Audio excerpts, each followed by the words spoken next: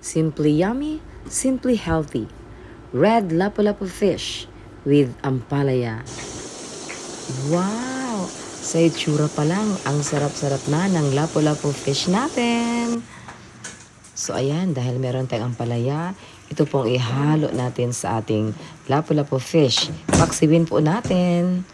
So ayan, natempla na po siya. May, syempre sinamak na suka, may bawang, may ginger, at asin. Syempre, of course, may asin. Then, ihalo na po natin ang ating ampalaya.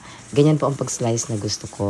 No? So, parang magdagdag beauty pa rin siya sa ating niluluto. So, ayan, prepared na po siya para iluto. Tara na!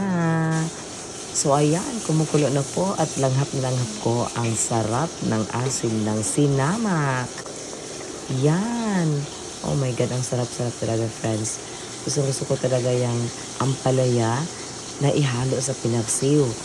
Lalo na, red lapu-lapu ang isda natin. Perfect na perfect.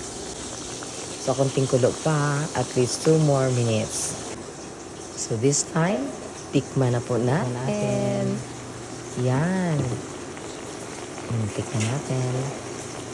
Ang sarap. Sarap po talaga.